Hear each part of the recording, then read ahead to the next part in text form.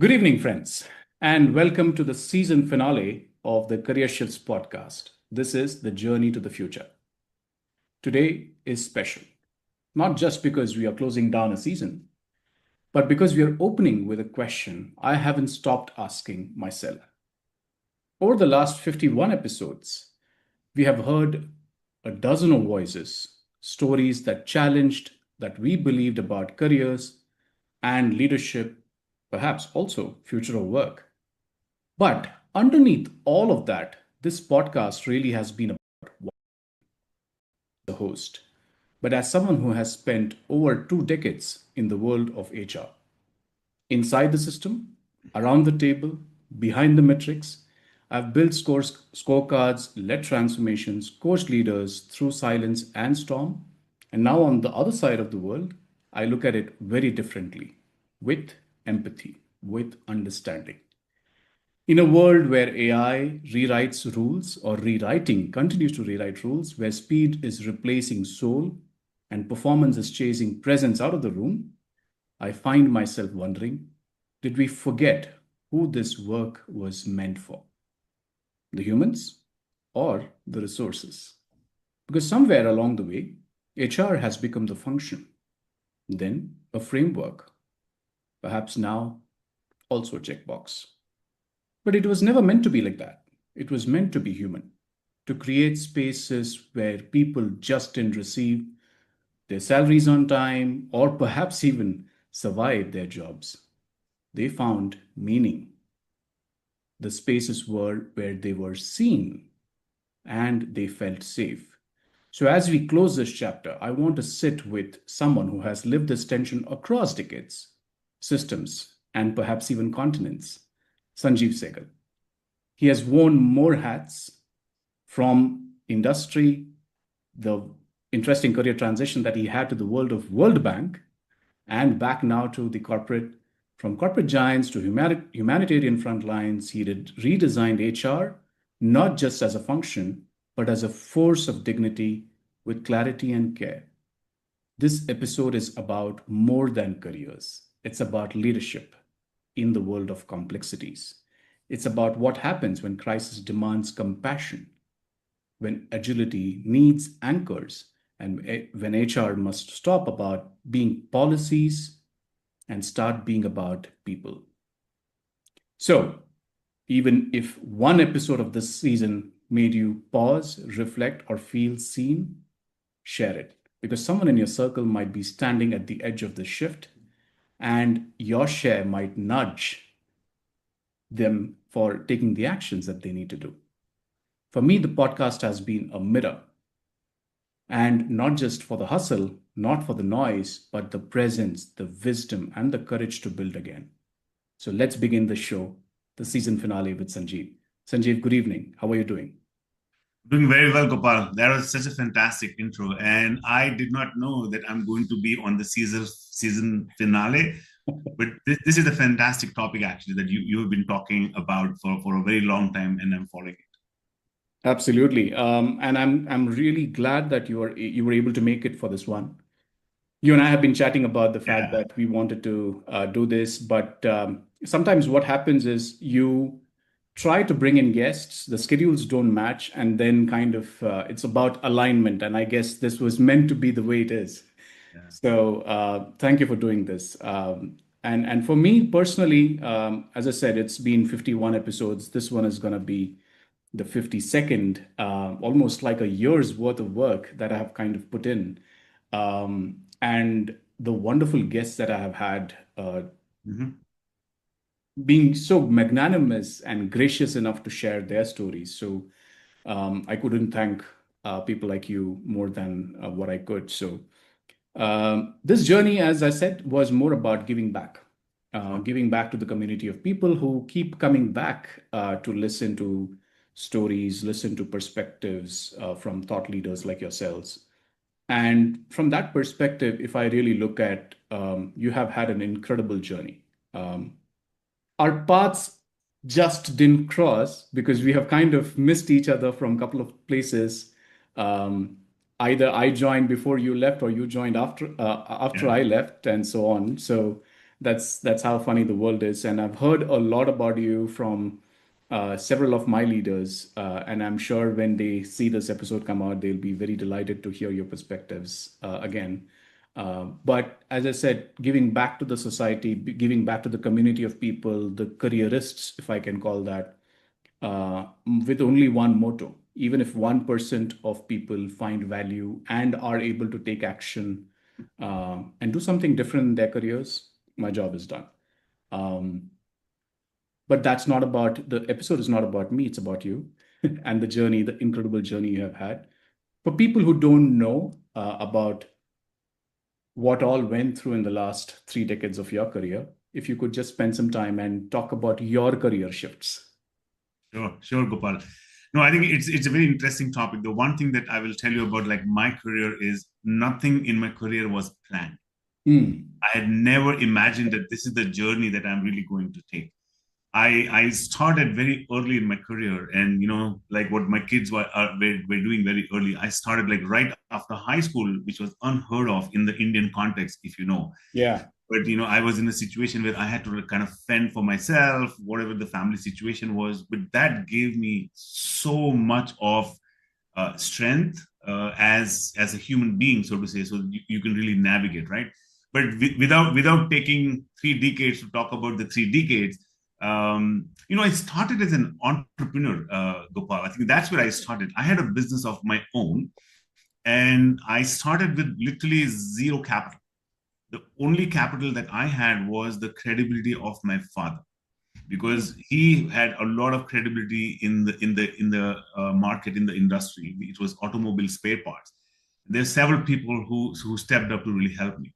From there, I was there for about like 5 years or so, and I literally grew the business to I don't know, in the US dollar terms, I was literally at that point in time, I really brought the business from literally zero to, I would say, almost about $30,000 per year in net profit is what I would say. So Wow. I'm speaking in dollars, but like almost like 30 lakh rupees. Mm.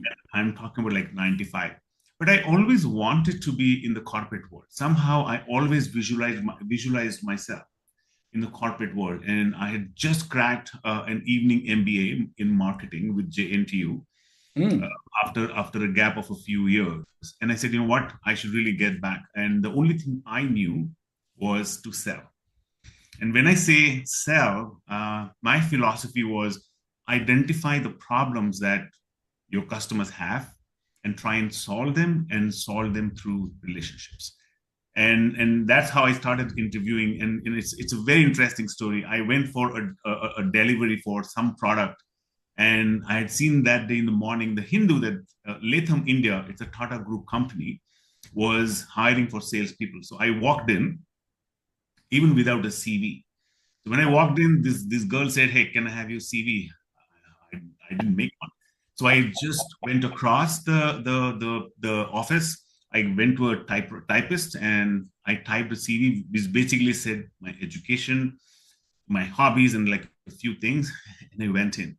That's where I started. But I will tell you, that was possibly like a big turning point in my career.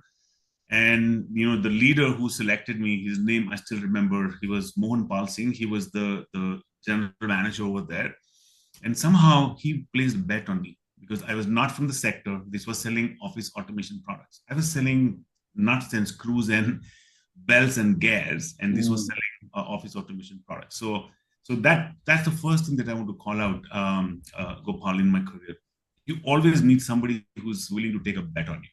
Correct. And that is something that I have kept with me, and I have taken a bet on a lot of people. It's like paying forward, right? Because if Mohan Paul that day had said, you know what, this guy is like automobile salesperson, how can he sell fax machines? Yeah. My career would have been very, very different.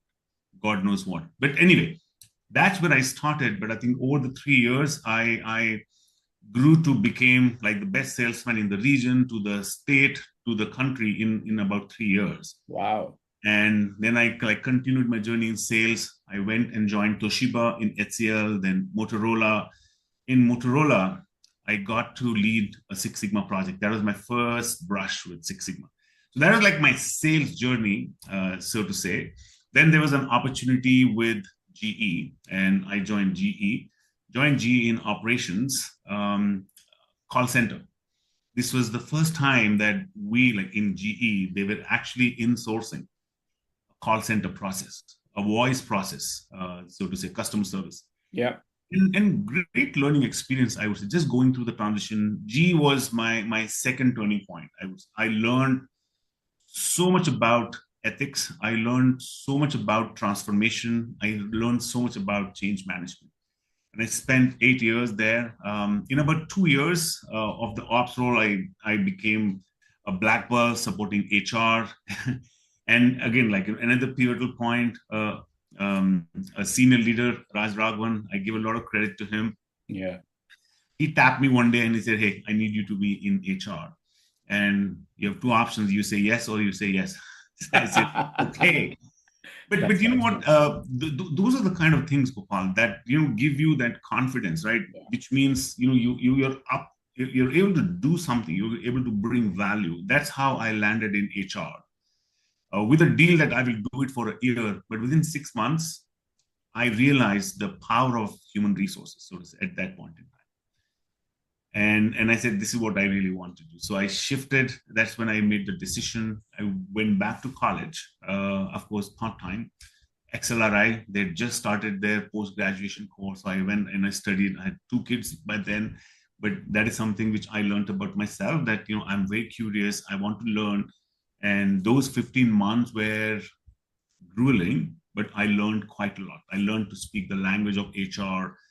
So, sales to human in the human resource, I continue to learn and grow. And in about a few years, I was a global head of compensation and benefits for Genpact. So GE had sold the business for Genpact. I always wanted to challenge myself. All of these things happen in my mind, they happen so easily. And I was like, what? Is it just that I know the environment and I know the people? I need to really challenge myself. And then I said, what? Let me look out. So I started looking out. No reason for me to look out, to be honest. I think I was doing very, very well. And one thing led to another. Joined Lehman Brothers, great organization, bad timing. I joined them in May. September is when they filed for bankruptcy. But again, like a great learning experience as to how a people organization can add value Correct. in that moment of crisis. And that is another lesson that I'll keep with me forever. From there, joined Target. Target was another fantastic experience, very people-focused organization. The whole concept of a GCC, a model GCC, is what I learned when I was at Target. And then one of those those emails that come to you from World Bank, and I was like, is this real? I remember I was in China. I had gone for a conference. I thought this is somebody playing a prank on me. I didn't even respond back. But then it was real, and that was again, like Gopal, a completely different experience for me. Like just the diversity, the complexity, the global nature of the organization. It was just fantastic. And I think what really drew me to the World Bank role was, the challenge to be part of something that was being created for the first time. The vision was to really create a shared services organization, which would be the linchpin for a new operating model for the HR team over there. So that's how I landed there. I think some really exciting things that we did with my team over there. I was really blessed, I would say, to have a fantastic team.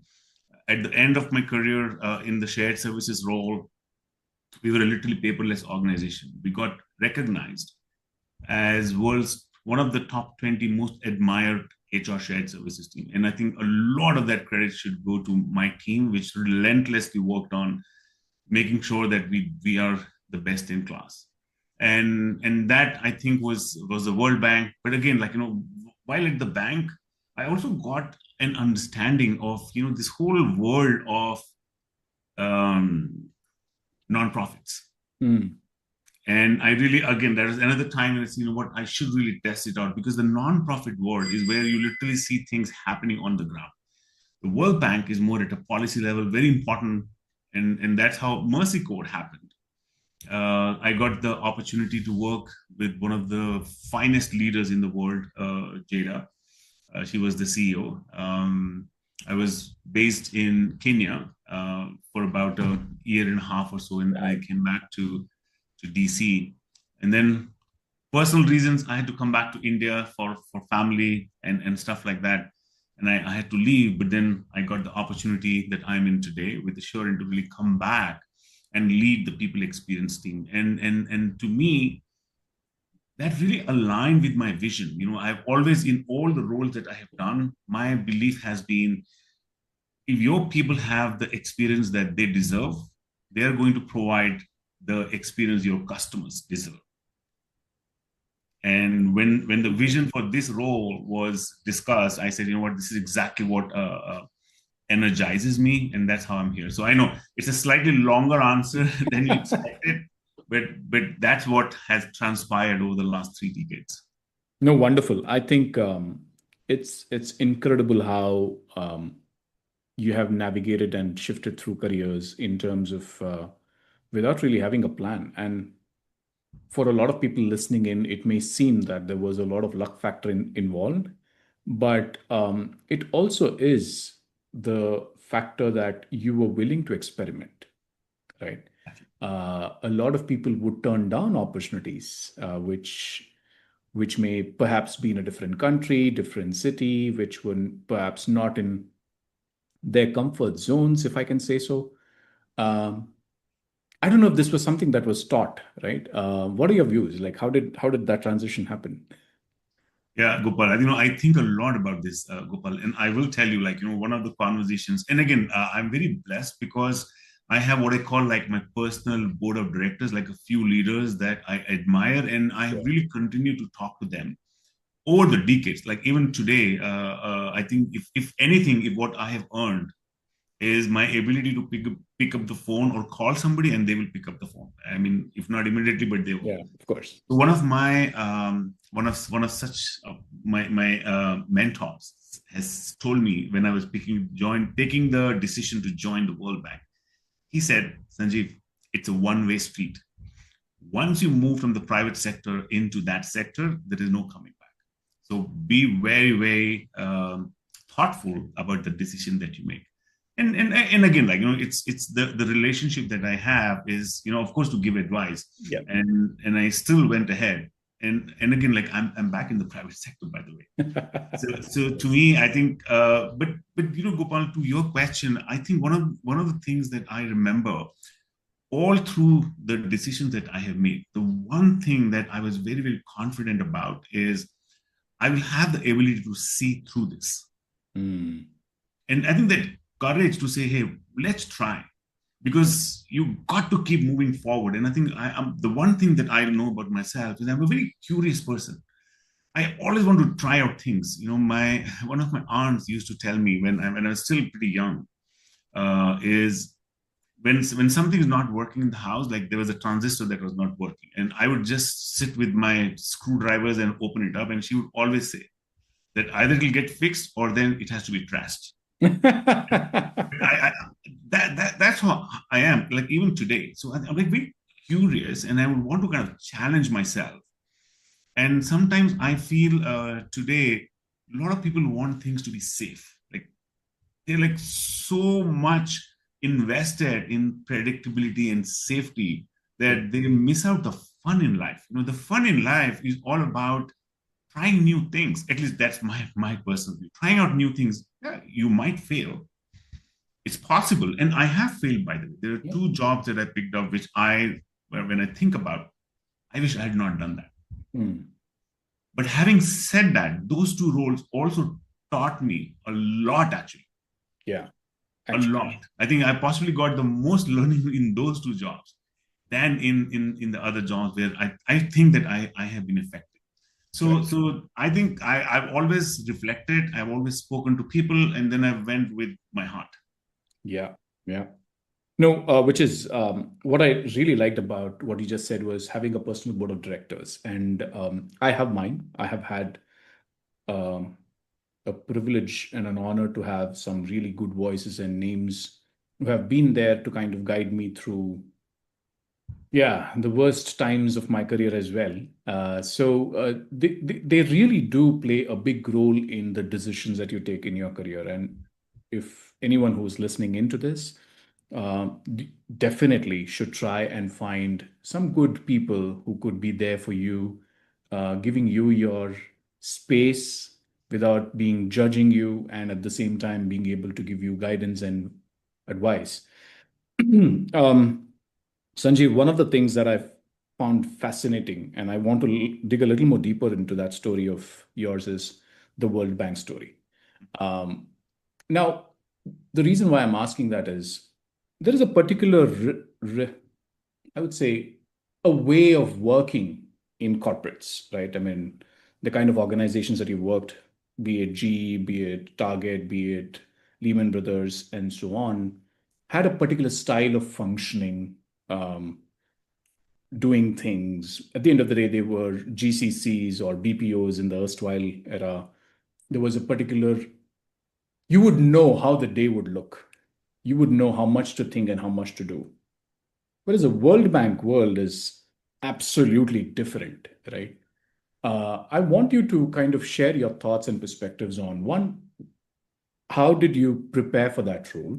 Um, and two, what did that role teach you? Because at the end of the day, I'm sure that learning that you had in the number of years you spent with World Bank continues to affect and impact the everything that you do in today's role as well. So if you could just spend some time on that, that would be fantastic.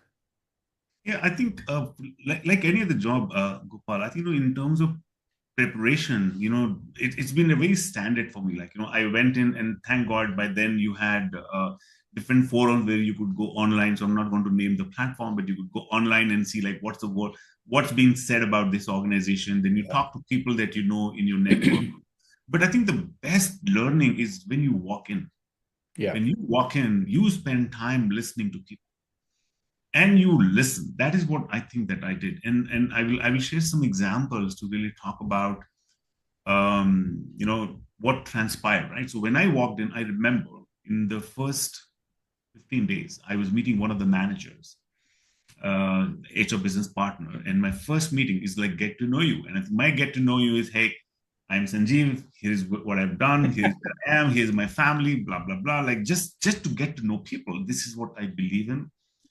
In this case, this leader came with this. I don't know if you can see my hands, like Yeah. three files, like these big folders, and walked into my office, put them on my table, and said, Sanjeev, great that you're here. These are all the issues and challenges that I'm unable to solve from your team. Can you really help me solve? I'm like, what? Where is this coming from? Like, what is this? Like, I said, okay, fine. Let's put this file aside. Let's get to know each other as humans first. Hmm. Let's get to know each other first. And the only reason I share that example, Gopal, is because sometimes the organization structures really lead you to behave in a certain way. Like Yes. that's the point that you're making, right? In terms of like, here's the policy, everything has to go as per the policy, and here is the guidance. Like Structure. very, very, uh, one of the things that I heard from a lot of people, oh my God, it's a very bureaucratic organization like the governments. Like they're very, very bureaucratic organizations. Now, so I heard that and I went in and I listened to people. I tried to understand what is this bureaucracy. Hmm. And I will tell you in about 6 months, the thing that I learned, Gopal, my lesson from that was what was known, what was being challenged as bureaucracy was a great idea at some point in time. Yes. So somebody at some point had introduced a policy or a control or something, and I'm sure that somebody would have received a recognition to say, "Fantastic, you managed to control things. Like you managed to improve the process." The problem that I saw there was nobody questioned after that. They all just believed, and then everybody is complaining about bureaucracy. Now, so to me, when I went through that experience, I was like, let's question everything. Let's question everything. And beginning with when I did the strategy session in about 5 months with my own team, which was the shared services. And when you think of shared services, you think about a team that is like a service center, transaction processing, back of the line, and that was my team. Obviously, it had its own challenges. But when I spoke to my leaders and I said, let's look at the white canvas, visualize what do you want, and my team said we want the HR shared services to be the talent magnet. We want this to be the team from where we feed the rest of the HR organization. We want this to be the team where people want to join. And to me, like the reason I share that is because they were not talking about efficiencies. They were not talking about, hey, let's improve call quality. They didn't know. So to me, like that bureaucracy part of it, then the team's vision. So when I had those two, that started like my journey. So literally, when I went back to my boss, my VP, and I said, listen, I think this is what I would want to do. Like, how I wanted to reorganize the team was literally how I would organize my team, whether it was in Target or whether it was in G. I said, I need a process excellence team. I didn't have one. And to my luck, my boss was a former green belt. He had worked in a manufacturing organization. He said, go for it. So I set up a Six Sigma, like a process excellence Center of team. excellence. That was the first time in the World Bank that somebody had really spoken about Six Sigma. In fact, in one of the introductory meetings with some of my colleagues at a director, that we had meetings with directors. In my introduction, I always take a lot of pride in saying that I'm a Six Sigma black belt or I'm a black belt.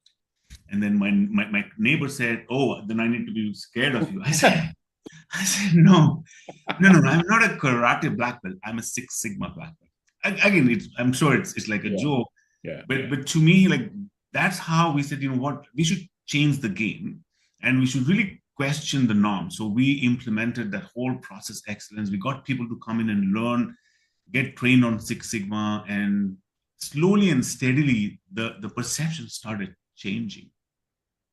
And it was all because at least I in my team, and thanks to my peers and my leadership team, they gave me the space to really question the status quo. So one of the things which I when I was leaving the bank, of course I was doing my farewells and goodbyes, and one of the things which I heard as a compliment from my team is that you literally ran the team as if this was the private sector. So to me, I think that is what I would say. It's a fantastic place. My team had 7 people from 79 countries. Incredible. So, and again, when I say my team, I talk about the larger people organization, like the entire Asia, just not like my team, because I think absolutely team, right? And it is fascinating when you really talk to people from Togo, from like all the different places actually, and you learn so much when you work in such a diverse organization, and that to me has been like my learning of working at the World Bank. Yeah. No, lovely. I could. I mean, two things that stood out in what you just said, and probably one of them is going to segue into the next conversation that we're going to have. The fact that you said that, what didn't work or what was called as bureaucracy was a rule or a process change that someone else brought it some time ago, and we just lived with it. And if I were to really reflect on that comment and look at everything that's happening around us today from a bureaucracy standpoint, it was a rule. It was a rule that was created. It was a process that was implemented some point of time, which was relevant then, and perhaps no one dared to reinvent that, and we are struggling because of that. And the second thing I really liked about the fact was how you brought in process orientation and process excellence to everything that you did then on, which of course is a great pride for a lot of people, because if you really look at HR as a function, HR as a profession, we have evolved from just doing something which is to do with personal management, industrial relations, to really complex high-end stuff. In today, what we call as employee experience, people experience, right? And it requires a very different set of mindsets, skill sets, heart sets, if I can call that. But But I do also get a feeling that in the world that we are living in right now, with so much of technology, so much of automation, we have somehow forgotten to be humans. Um, and the professionals who lead HR no longer talk the language. I mean, I'm not generalizing here, I'm just bringing in a perspective. No longer talk the language of empathy, care as much as they should be. What, in your view, has shifted? Number one. And what's the way back to being resourceful, if I were to call that? That's a great question, Gopal. And I think that while we can actually pick on a people organization or HR, but I think that all of us, like Yeah. leadership at large, all of us are possibly guilty Yeah. of taking it out, right? And I think this is something that I think about a lot, to be honest. And if you really look at the world around us today, everything is quick turnaround. Hmm. I think recently we had a leadership visit in June. The senior leaders from my organization were here, and we were talking about how everything is like a 10-minute turnaround, right? Because like all the delivery people who can really bring things around. So so think about the impact that has on all of us. Hmm. Okay, so to me, if you're living in a world where everything is so instant, including the whole social media and everything that is going around us, it also then bleeds into organizations. Like, we really want quicks to be really, really fast, right? Because you keep hearing so much of noise around you that this organization and that organization has moved so fast. And then you want to really move so fast. And sometimes I think that organizations are losing the plot because at the end of the day, there are human beings who have to go out and deliver. True. And a lot of times, what I'm noticing with leaders is you sit in a board meeting or you sit in your management room, and then you do like a PowerPoint presentation, and then you make a decision. And then you step out and you think that, what is done. But it is not done. No. It is just possibly the beginning of Beginning. what really needs to be done by the teams down below. And I think this is where, Gopal, I think we're losing the plot of simplifying things for our people. Hmm. Human beings, they want predictability, whether we like it or we don't like it. Human beings resist change, whether we like it or we really don't like it, right? And somehow, I think leaders, just in the need for pace, outgrowing the market, outperforming the market, are sometimes not pausing to look at, is everybody aligned? There is a difference between alignment and agreement. You may have your team who will agree on the vision, but are they really aligned? Sure. Do they have the skill sets? Do they have the time and the space to really do that? And I want to bring like one example from my past, where we had a leader, and I think again he's someone that I really really admire. Where it was the focus was on thinking about like your teams as humans, right? And simplicity was so important. So, as an example, in one of the years, our goal for the team was a number. It was 1401022 into P, P as in Peter. That is the goal. And even today, Gopal, if you ask me, I remember everything actually. So it was $14,000 cost per FTE, Hmm. zero surprises, 10% productivity, Hmm. 22% turnover into P is your people experience. And the message was, these are the numbers we got to deliver. But if our people experience is a multiplier, so if that is zero, then everything is zero. Yes, of course. If that is two, then everything is double. Hmm. Now, the reason I share that example is that year we beat all targets Wow. because everybody in the team, we had 1,200 people, everybody in the team very clearly understood what was supposed to be done. And I think, see, that to me is an example of really looking at your team also as human beings, right? People who will take time to process. Not all of them are going to be aligned. Of course, AI is going to bring a tremendous amount of capability, but still, you still have human beings who are supposed to be really working on this, right? So that to me is what we have to really think about, as leaders. As Yeah. how do we make it simple for our team so that they can really be behind you? Nobody walks into an organization or starts their day thinking, you know what, I'm going to screw up everything today. They want to contribute. Yeah. True, true, true. Very true. And I really hope that we are able to figure out a way to amp up that experience. And in your view, if you really look back in terms of your 3 decades of career, what were some of the moments that you could perhaps be willing to share as to that this was something that doesn't exist in the market, and this is the people experience quotient that I created, and that's something that I would want the world to know and learn from. Would you want to share any of those? Gosh.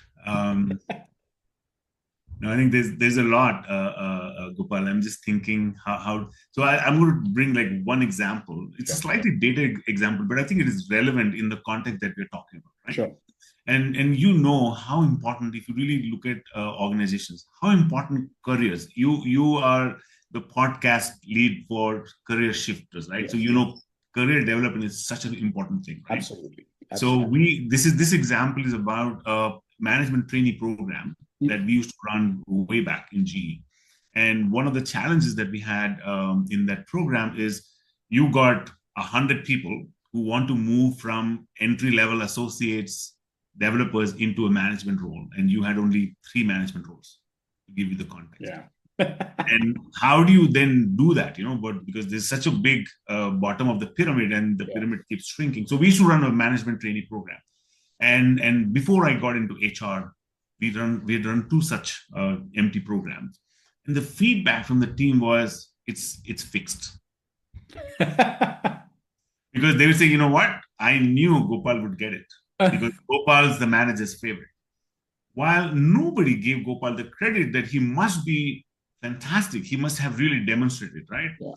Yeah. And to me, like, I'll wrap it up quickly on this. So, when I led the program, I said, you know what, we are actually going to invite anybody from the team to be observers of the entire process. And I went back to my boss, I went back to my managers and leaders, because ultimately they were the ones, right? They all were like, are you out of your mind? Can imagine that. They were like, you know what, this is they got to trust us. We are the leaders. That we're not making a wrong decision. Like, you are HR, this. I said, you know what, it is not just about being true, but also showing that you're unbiased. Yeah. I said, what are we going to lose? What are we going to lose? We're not losing anything, right? So we then did the whole process, Gopal, including in the panel interviews. We had one person silently with a notebook as an observer. And that, to me, is something that completely changed the game. See, more than anything else, now maybe it was not institutionalized later on.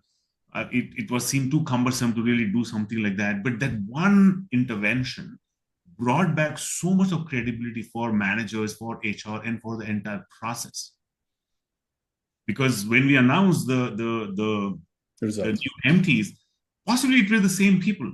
Mm. But the observer is like, hey, I was there. I saw the whole process. Yeah. It was not rigged. So something like that. And sometimes you got to shock the system, is what I feel. Sometimes you got to really shock the system, right?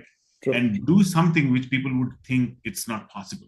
Yeah. Why will they really do that? But a small thing like that, I wish, and I'm not suggesting everybody should do that, because it's possibly not feasible. Yeah. But think about, how do you bring the trust back into the process? Yeah. Because once people trust, they are willing to go at lengths to really serve to the mission, right? So I think that trust part is very, very important. And I think each organization will have a very different mix, but they got to really do something to really build the trust. Correct. Talking of trust, Sanjeev, HR is a very unique organization which has a touch point both internally and externally. And more externally these days, given all the chatter about how employment is evolving, how organizations are looking at right sizing, for example, the processes of hiring, the processes of letting go, always is in the news, right? It becomes extremely difficult for people to understand what goes behind a decision like that, right? Technology also has to be blamed to a certain extent, at least from a hiring perspective, and a lot from a need for a resource perspective as well. The debate for, I think the jury's out for the debate on will AI displace jobs or not. For a separate conversation, Yeah. we're not going to get into that. But from a purely HR perspective, if I were to think about hiring practices, talent acquisition teams, there is a lot of noise on the fact that people keep saying that I applied and I never heard back. Or for that matter, people within the organization feel that, my compensation is not, at par with what the industry standards are. And when there is a decision of letting go of people, perhaps no matter what you do, how much ever you do, it's not enough or not well done, is what people walk away with. So there needs to be a lot of trust Mhm. uh, for both internal and external stakeholders. Um, what is your view on what should HR do differently than what they have been doing? If there is something that we can, uh, do to comfort people, I think that would be great. Yeah, yeah. No, I think with all these three things that you spoke about, Gopal, have three very distinct, different challenges. So to me, Yes. I don't think there is going to be like a one single answer. Sure, sure. And having been in all parts, having been a candidate at some point applying, I've been blessed that I didn't have to apply a lot because I got tapped later in my life. But initially, I applied quite a lot. But I do think, at least from my vantage point, I do think that the talent acquisition teams, at least where I have worked in the organizations, I think maybe I'm possibly biased because of my own experience. They were like very, very sensitive to candidate experience. Mm. It was almost like an art and a science of how we think about talent. Like we're very, very clear about making sure that who we bring inside the organization. Yeah, Or I think most of my, including my organization today, sure, like we're very, very particular about who we bring into the organization. So the sure. talent practices for recruiting are really robust. Mm. Obviously there is a challenge, right? So I'll give you one each challenge where we receive about, and maybe it's an older example, we received about 2,000 applications for one job. Yeah. When I think about even the World Bank, actually, we received, God knows, like thousands for like one job. Sure. Right. So to me, like those challenges do exist, and it is humanly impossible for a recruiter to sift through everything, right? And this is where technology Absolutely. comes in. So Yes. on that, what I would say is that one of the things that we did was, which I loved, by the way, when I was leading the communication team at the bank, we did a series, and my communication manager was a brilliant guy. Actually, it was his idea. We just went with it, called Behind the Scenes. Mm. And what he did was he got all the recruiters to be on a panel on LinkedIn. If you search, you will find that Mm. episode Mm. where we did like a chat with the recruiters to say, how do you get into the World Bank? What are the myths of getting into the World Bank? Because one of the myth was, hey, you got to know somebody at the bank to find a job in the bank, which is not true. I had nobody. I didn't know anybody in the bank, to be Sure. honest. I had nobody. I did not know anybody in the bank. So to me, like stuff like that, so to me, it goes back to my previous example. I think you got to make some deliberate attempt so that you demystify things. And you also tell people that, hey, it's humanly not possible for me to respond back Correct. to 80,000 applications Correct. that we get in a year, right? So to me, that to me is something that we got to do. Again, I don't want to generalize everything, but I do think there's a little bit of a challenge, right? In terms of there's so many people wanting to apply, and as you go higher in the organization, it becomes even more difficult, right? Because Correct. for your application to be noticed, so again, then you got to do all the things like your personal brand building, LinkedIn, and you got to do all of those things so that you are visible Correct. to the recruiter. So that to me is on the recruitment. On the pay internally, I do think that we have a long way to go from a pay transparency perspective. Mm. I don't think, and again, I'm biased because in the places that I worked, it was very transparent. But when I look out, I don't think that there is transparency in pay. Sure. People still don't know what pay grades have what salary ranges, Correct. which I think is the basic. So I would urge leaders to really go that route in terms of really bringing transparency. And if we don't, we'll be forced to do it, as it is happening in many parts of the world. There Yeah. are laws that are coming in which will force you to be transparent. And I hate to be told to be transparent. I would want to be transparent by design, is what I would say. Now, the last thing about letting people go, you know, sometimes it is not sometimes. In many cases, it is a reality of many organizations, and people have to go through that, right? The point that I want to make, and again, this is a place where I feel very, very proud of the place that I have worked in, where these things will happen in a business. But the important thing is, how do you make sure that the process is done with dignity? Because these are employees who have possibly given their life. And one other thing, Gopal, maybe it is for a separate conversation, but one of the things that I read recently and it resonated with me as to how the world has changed in the last 2-3 decades, right? So if you think about our lives, work, social, and community. And today, our social is all virtual. Yeah. Community is non-existent because we're all over the world. Yeah. So a big part of our life is work, which means that our identities are so attached to work. And when you are let go, it has a huge impact on you as a human being. So to me, I would say this is where organizations need to be. Three things that I will say, and again, this is all that I learned from a previous engagements. Right, one is making sure that you provide adequate notice and adequate support, because these things are going to really happen. Support in terms of preparing for the future and letting go with dignity is one that I would say. Also, I think the important one, not only thinking about the people you're letting go, but the people who are remaining, because they are losing a friend, they are losing a colleague. So you've got to spend time to also think about them, like in terms of counsel. I don't know, you could do several things to really think about that, right? And lastly, I would say, again, connected to being the dignity part, is being kind, actually, because at the end of the day, it's a human to human, right? And it may seem like very not practical, but I have seen places where leaders do that, including like my current organization, my previous organization, World Bank, like all places that I worked in. This was something where there were people who were trained to work on this process. There were coaches who would help people to find the next career. But that's what I think. All three things require three different ways of dealing with them. But very, very important, I would say, in building trust, because once you do these things right, then you build so much credibility. True that. Very true.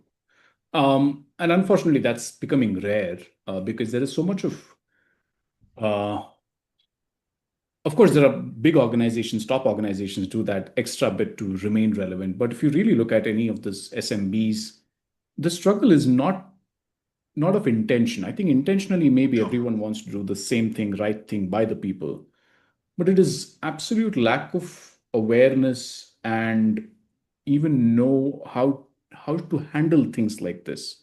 And I hope I think people listening to this would take benefit of that and perhaps reach out to people like us to be able to get some Yeah. perspectives on how to run some of these functions in their organizations. Um, a large portion of the audience who watch this podcast of mine are people typically in the mid careers. Mhm. And when I say mid careers, these are people even at times early 30s to early 50s. So it becomes a big 20 years of range. But if you really look at mid careers today, people who are in their 40s, early 40s, early 50, mid 40s, I think there is a struggle of reinvention.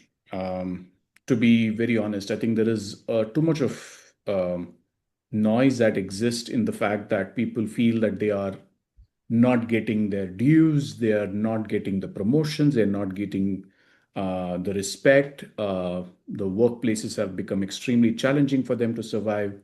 Ageism is for real because if someone is trying to find a role for themselves, they are being silently told that no, we want someone with more energy because our average age of the workforce that we have is about 25 years, and anyone who is at 45 perhaps may not be the right person, right fit for this role.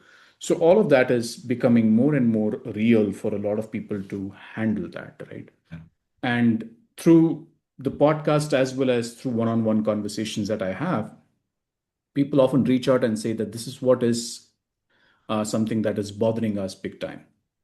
Of course, being a coach, I give them the guidance in terms of what they could do to reinvent themselves and all of that. But what would your perspective be?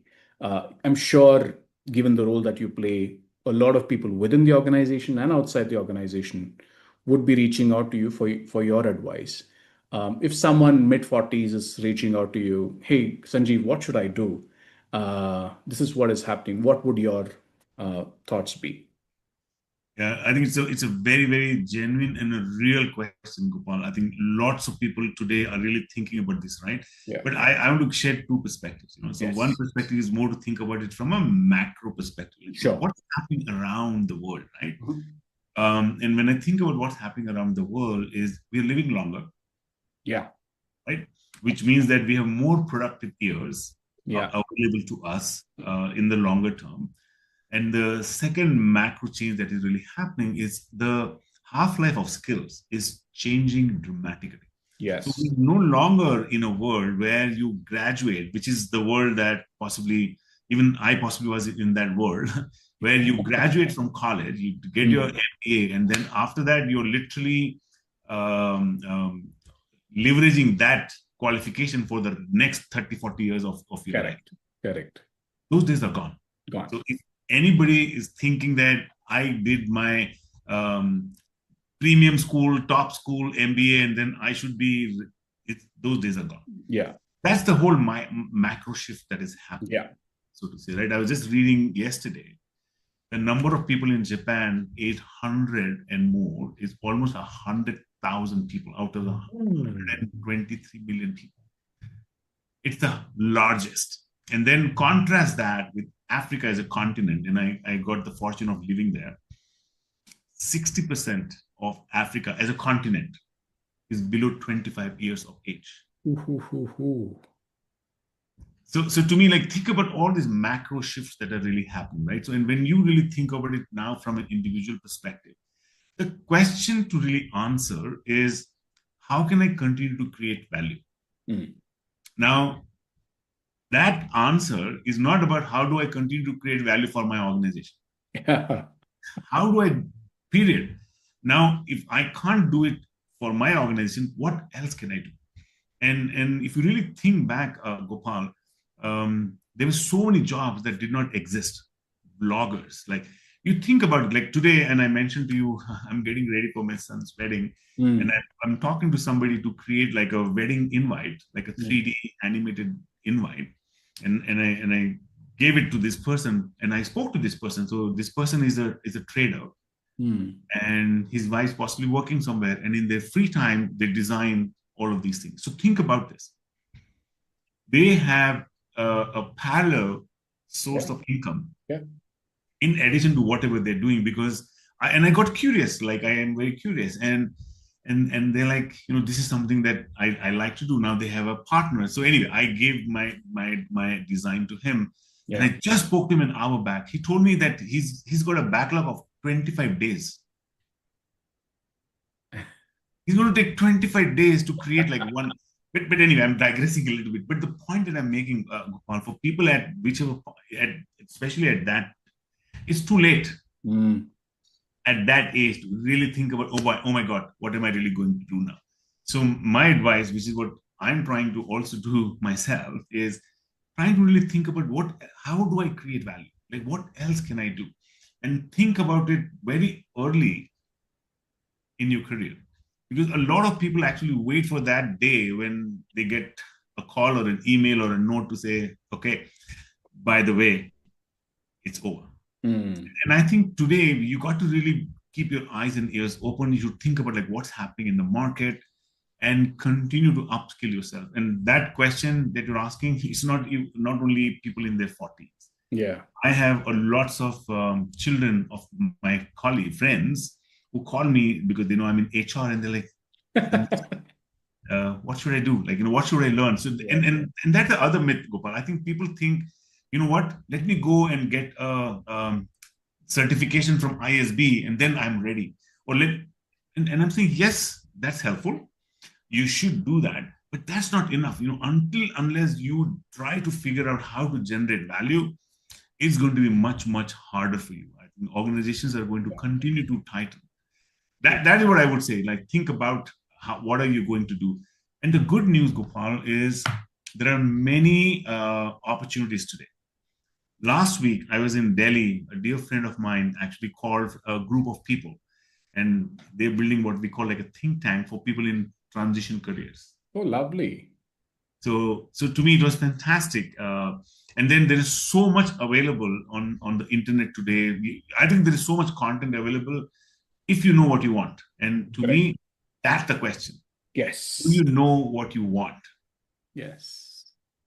I just had Bimal on the podcast last week, and what he shared was, I think we have kind of gotten to a stage where we want everything.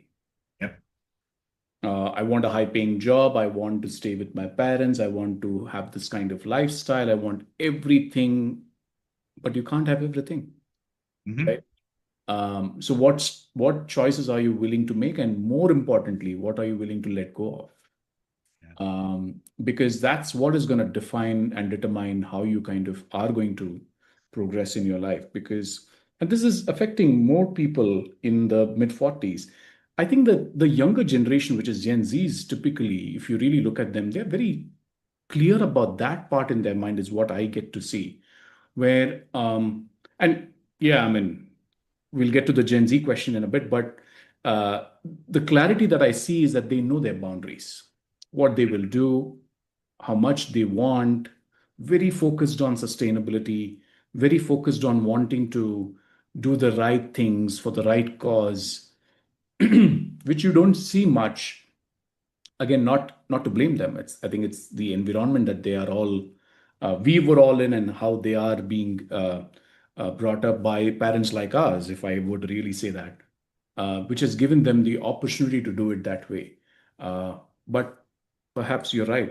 People need to start really thinking about what they should be doing, and what is it that they really want. Um, One of the questions that I really wanted to dwell upon is the multi-generational aspects, right? Most of the workplaces today have multi-generations, and there is, of course, friction given all that is happening. But I want to give a slightly different perspective. I was talking to an HR leader a few months ago, and she was talking to me about the onboarding process and formalities that they have. And one of the things that she said was, we start our onboarding with video of our leader, and we are a 150-year-old organization. And this is the legacy, this, blah, blah, blah, and all of that. Um, and I just had a question to her to say that, while that is great, have you paused to think about if this is relevant, and do people, the large portion of your workforce, resonate with it? Because sometimes what happens is, as you rightly said earlier as well, what we start to build, and if we don't change that, the newer generation of people coming in would start feeling alienated towards that. So, a leader like you, leaders who have been in the business, when they send out an email communication to the large part of the organization, I've often seen a like generation of people who would say, like, I didn't get this. Like, what does he want to say, right? What should organizations do to kind of, appreciate, respect, and make work the multi generational aspect? That is such a brilliant question, Gopal. And I'm also going to share a slightly different perspective. Sure, So sure. to me, the same organizations, when they are thinking about their customers, Hmm. think about it. Yeah, Your employees are multi-generation, your customers also are multi-generation, correct. which means that organizations are putting their marketing muscle, their customer experience muscle to really find out what do my customers want, and they're adapting their products Correct. to that customer because they think that is how I'm going to create value. So my personal view is I think the view of a lot of organizations is misaligned because they are thinking real value, and it is true to some extent, Yeah. and they're not thinking about their employees in the same way. Hmm. If you think about your employees in the same way to say, hey, is this going to be valued by my employees like my customers? My employees also are now multi-generation. How do I cater to them? And I think that is the miss, Gopal. And this is not because of intent. Yeah. Somehow, like legacy, I still think it is very difficult for organizations to think Hmm. that it is no longer an employer's world, to be honest. Yeah. Yeah. Yeah. Because as much as employees have options, employees have more options actually. Because, Correct. like I said, they could go out and be entrepreneurs. Like there's a whole world out there. So to me, there Absolutely. has to be a balance, right? So again, I don't think I'm saying that employers should do everything that the employees are wanting. But if you Sure. really think Sure. about the distinction, the amount of money you invest to cater to your customers, if Yeah. you do 25% of that to really cater to your employees, you will be a very different organization. Correct. Correct. And that is what that to me is the answer for any generation. Because see, one belief that I have, Gopal, and I was in a, and I'm going to share this, like almost 16 years back, I went to I was invited for a panel discussion on multi-generation workforce. Wow. Because this is not today, like this is 15, 16 Yeah. years back. I remember 2011 in Bangalore, I was in a hotel. And obviously, it was not mine, but my co-panelist is the one who shared. And he was, of course, 20 years more experienced than me. Hmm. And he said, you know what, guys, we think that today what this generation is asking is like so crazy, so difficult. Hmm. He said almost every generation pretty much Yeah. wants very similar Exactly. things. Like when that generation came in, they were thought of as rebels. Hmm. Today we are saying these are rebels or something like that, right? And the point is, any generation, they want very similar things as human beings, right? They want to be seen Hmm. for who they are. Correct. They want to be recognized for the value that they generate. Yeah. And to me, it's that to me is common, whichever generation you are. Like my son today, when he's working, like, and when he talks to me, and I think, oh my God, his needs are very similar, but he conveys it very differently. Hmm. But ultimately, he wants to be seen, like for all the value that he's creating. Yeah. Yeah. Yeah. He wants Absolutely. to be recognized by his peers and his managers. He was elated when his director recently sent an email to say, "Good job." Hmm. So that has not changed, Gopal. I think the way of communication has changed. The slang has changed. That is the outer surface, right? And that's what I would say. I think organizations need to really start thinking about their employees and care about them as much as they care about their customers. Yeah. I agree with you completely. And I really hope that people, leaders, especially listening into this, are able to take a view on that. And I understand whatever we are speaking is not going to happen overnight, and it requires intention, it requires focus on making that happen through processes. Um, as long as we are taking a particular step towards that, I think it will start reflecting in everything that they do as well. One question that I have for you, Sanjeev, is you're part of a large, fraternity community of HR leaders, and there is often, I'm sure, a lot of coffee table or networking conversations that you may have been part of, have been, you may have initiated some of those conversations as well. If you can give a sense of what is kind of keeping a senior leader in the industry today awake at night, what would that be?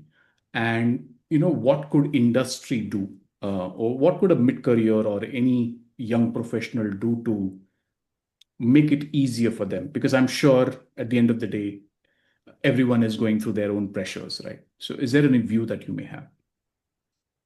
Yeah, these times, Gopal, I think there's so much of transition that is happening. Yeah. But I can tell you the conversations that I'm having are it's a paradox that we are dealing with at this point. And I see a lot of leaders dealing with this paradox. Right? At one end, this entire noise about AI agents coming in and changing the world. So they're trying to really deal with that.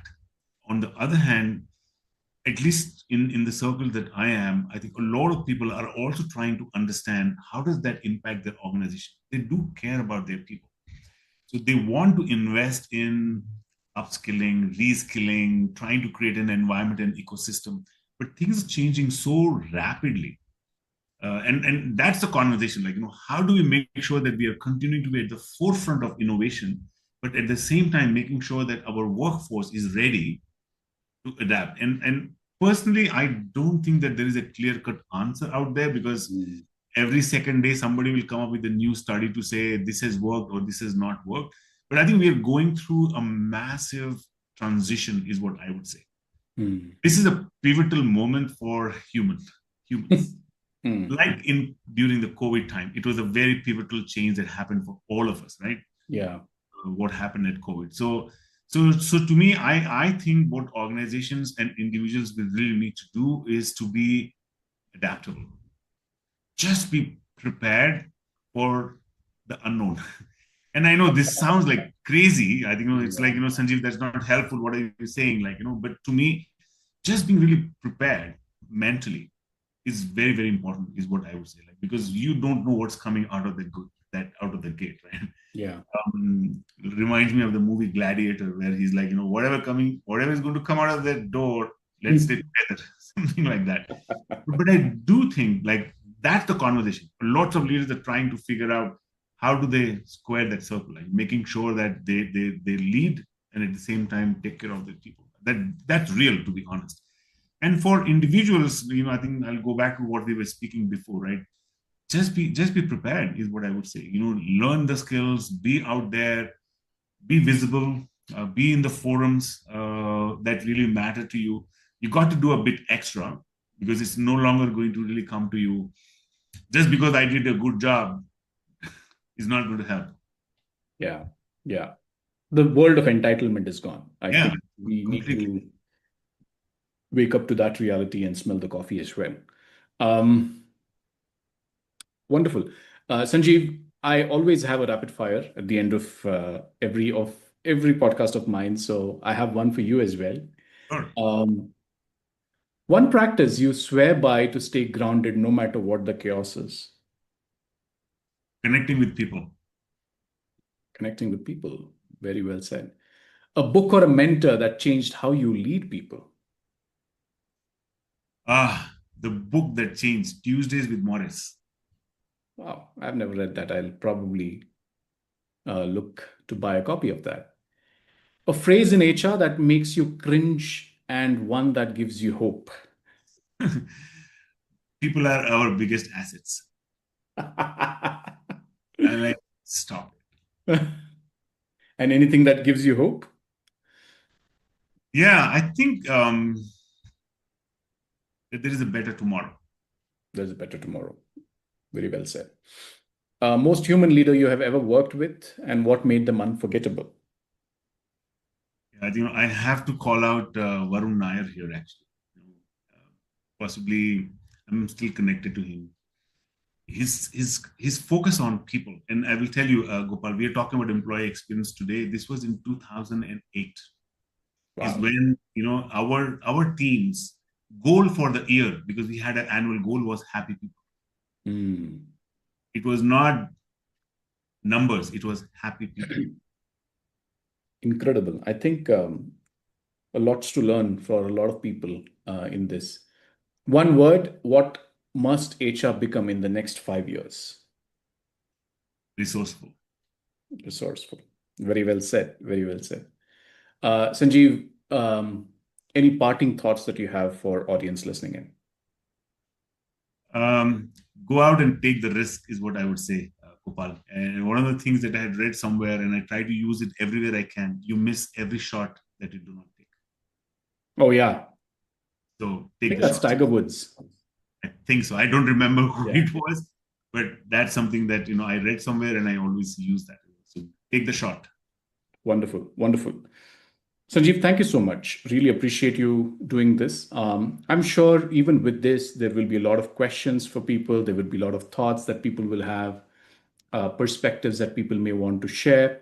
And I think that's what keeps the dialogue like this alive. And, as I close this season, I am finding myself with a quiet truth, which is even after 50 episodes of exploring careers, leadership reinvention, it is, in fact, all about humanity.